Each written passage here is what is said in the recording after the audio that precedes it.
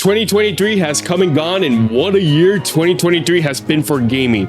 So many great masterpieces were released this year, and Nintendo has proven that the Switch, despite being almost 7 years old and with many handheld PCs like the Asus ROG Ally and the Steam Deck out, the Switch still continues to sell, and the games this year were top notch.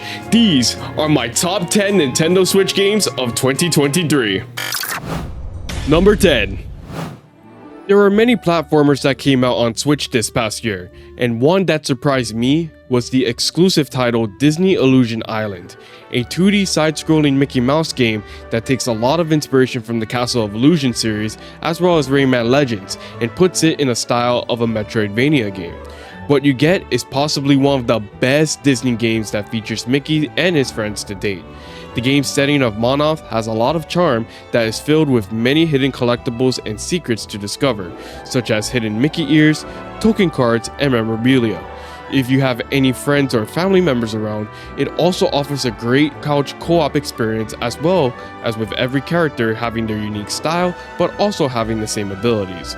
The game is more on the easy and short side, but it's a fun gem that will absolutely put a smile on anyone's face.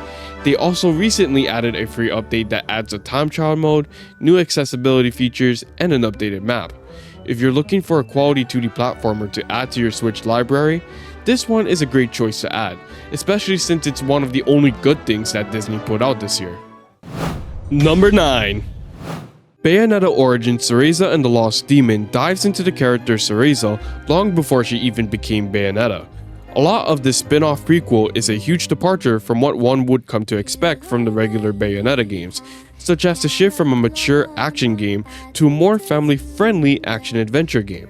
Its dual-stick gameplay, where you're controlling Cereza and her demon companion Cheshire at the same time, may sound difficult at first, but once you get the hang of it, it's pretty intuitive thanks to its clever level design. You'll also get hooked on its narrative, which is a coming-of-age for Cereza, going through the themes of loss, growth, companionship, strength, and facing her fears. The visuals are really eye-catching, giving the look and feel of a storybook that captivates a fairy tale. I would say this is Platinum Games at their finest, and you owe it to yourself to give this game a try. This is also the last Bayonetta game that series creator Hideki Kamiya would be involved with before leaving Platinum back in October 2023. His mark on the series will not be forgotten, and I'm looking forward to not only seeing what projects he's working on now, but also how many more people he'll block on Twitter. Number 8. This was not the way how we anticipated one of Nintendo's most neglected franchises would come back, but we also never anticipated just how fun and addicting that this game would be. F-Zero 99 is the first F-Zero game in almost 2 decades, and like the title implies, it takes the gameplay of the original SNES version and turns it into its own 99-player online battle royale. It's a great game that plays its legacy to the original while also streamlining and bringing new mechanics, which add some new strategy of how to progress through each race. Boosting will use up your energy meter, making you think of where and when to use it while conserving it. Bumping or spin attacking into other players will allow you to collect super sparks from them, which will fill another meter, allowing you to temporarily go on the elevated skyway, where you'll move faster with no obstacles in your path, allowing you to pick up speed to hopefully get you at a higher ranking at the end of the race. However, F-Zero is also about surviving, which makes the Battle Royale format fit in quite naturally as well. They also recently added a new classic mode, allowing you to play with the original's boost mechanics, lower player count, and its 4:3 aspect ratio. F-Zero 99 is hopefully a start of the F-Zero series coming back, and let's also hope that this NSO game doesn't get taken down too. Mario 35 and Pac-Man 99 suffered this fate, let's hope this one doesn't. Number 7. However, one series that has been going strong is Fire Emblem, and at the start of the year, we got Fire Emblem Engage. This brand new entry goes back to the series' roots with a heavy focus on its combat this time around. The gameplay is the finest in the series yet, especially with the Engage system, which revolves around the 12 emblem rings you collect throughout the story. Equip a ring to a character and you will be able to fight alongside a character from series past, including Marth, Roy, Lyn, Ike, Corrin, and more. And that's not even mentioning the ones you get as DLC. Filling the engage meter will allow you to use an engage attack, which is really powerful on enemies, which adds an extra depth to an already stellar strategy RPG. While the story is more linear and not as engaging as it was in Three Houses, Fire Emblem Engage feels like a great celebration of the series as a whole, and certainly a love letter for fans of the series. Number 6. There are games that I can tell are going to be special, and for me, that's Sea of Stars, a role-playing game that's set in the same universe as Sabotage Studios' previous game, The Messenger, which tells the tale of two Solstice warriors named Sail and Valere, who at a very young age are training to own their respective skills for sun and moon magic, which culminates in a journey to track down and kill the final monster to put an end to the Fleshmancer's evil plans. From there, you'll be pleased with a well-written narrative that draws a good balance between being goofy and serious, as well as the excellent relationship building the characters have with each other throughout the whole 20 to 30 hour game.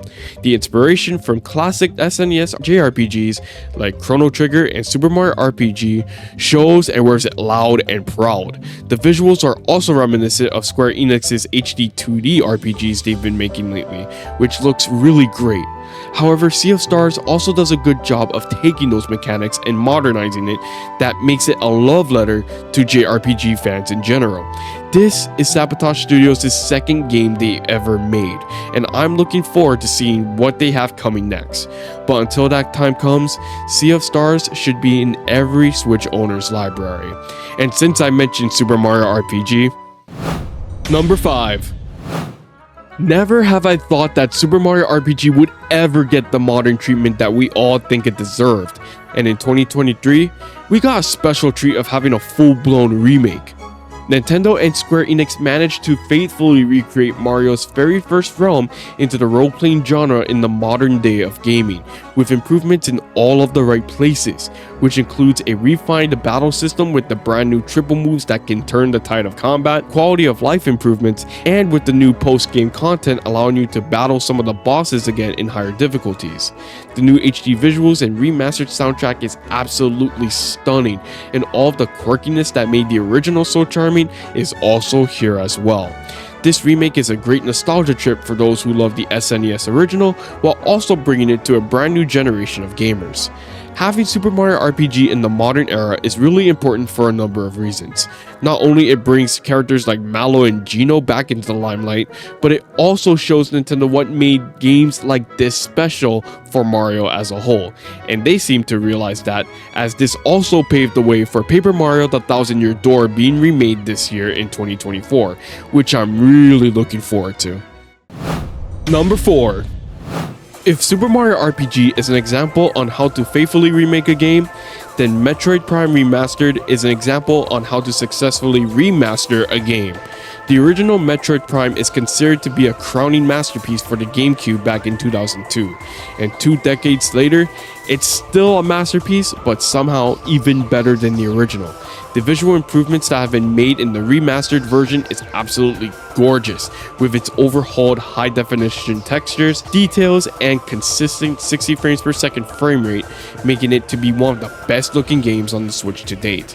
But it was more than just a visual update, as the remastered version also includes a new modern control scheme using the twin-stick control setup that's used in modern first-person shooter games, which works flawlessly regardless if you have played the original or are a newcomer to Metroid Prime in general as I am.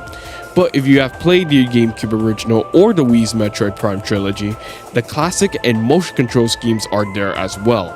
Metroid Prime Remastered is a testament to how well a classic from 2 decades ago can still hold up today in the realm of modern gaming when it's done right. And there's a reason why the development team at Retro Studios is the best in the business.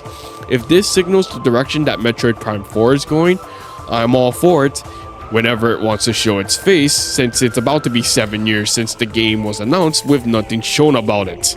At all. Oh, I'm tired of waiting at this point. Number 3.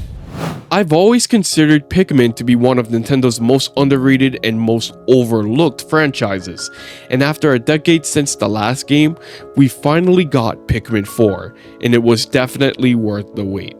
This entry takes many of the best aspects from the first 3 games and mixes it with new elements that have never been done before. The biggest new element is your new K9 companion Ochi, who adds a lot into the gameplay, such as sniffing for treasure in castaways, carrying Pikmin across water, jumping to higher ledges, as well as rushing through dirt walls and even enemies. You can even power him up to make him stronger and more efficient, giving an RPG element to the Pikmin series. The return of underground caverns from Pikmin 2 are well welcomed, giving a lot more for exploration, puzzle solving, and increased difficulty.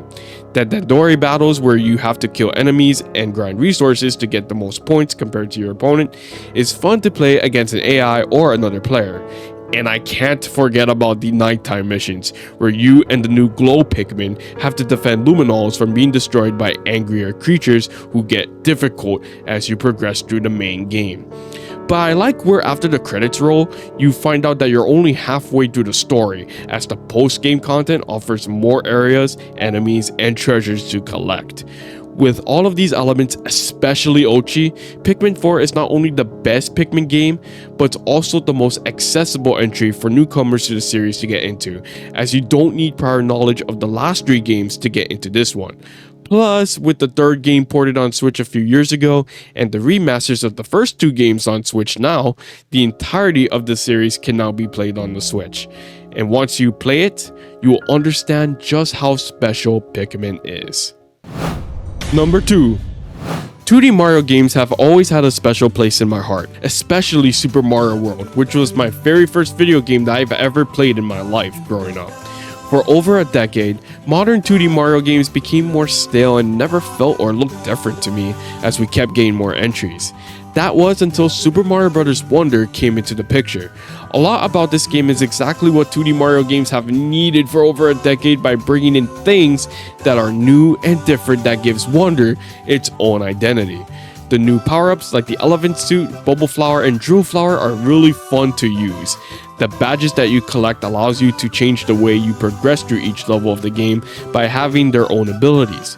These can range from using a grappling vine or using your cap as a parachute, to even things that can be good speedrunning challenges like the Jet Run or the Invisibility Badge. However, the main star of the show is the Wonder Flower. Touch one of these, the levels will alter in ways that not only you will never see coming, but also changes how each level plays out.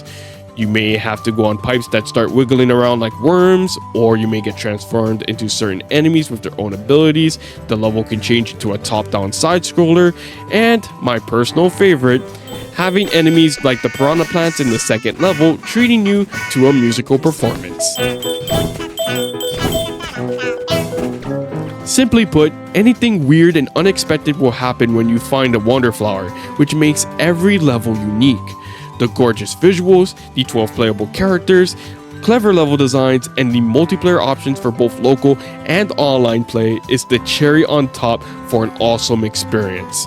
For this being not only the first 2D Mario game in 11 years, but also the first Mario game since the success of the Super Mario Bros. Movie, it's clear that Nintendo took the time, passion, and creativity of making what I would call the best 2D Mario game that I've ever played, and as well as, pun intended, the most wonderful game for the Switch in 2023.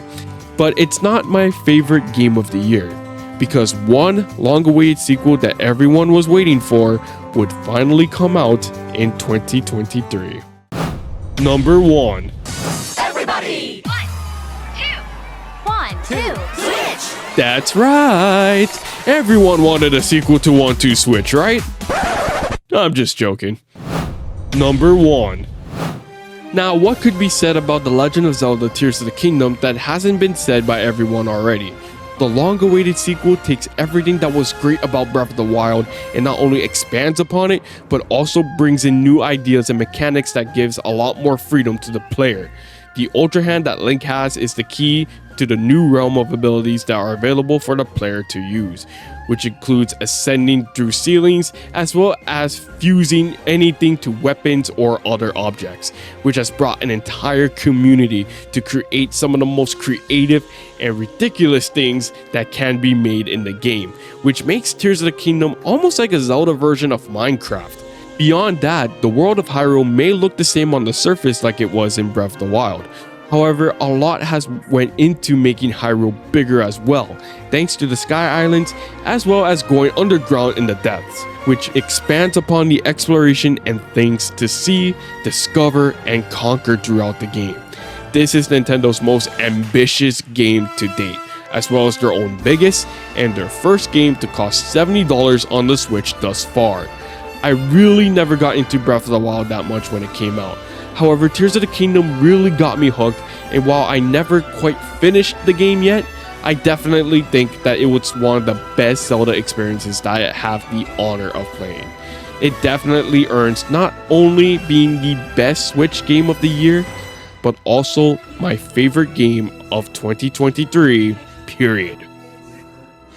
While a lot is still unknown for the Switch in 2024, there are a lot of games that are coming soon that I'm excited to play, including 2 that are launching next week, Prince of Persia and Another Code Recollection. I'm looking forward to seeing what 2024 has to offer, and while I'm especially late on saying this, I'm hoping all of you have a great 2024.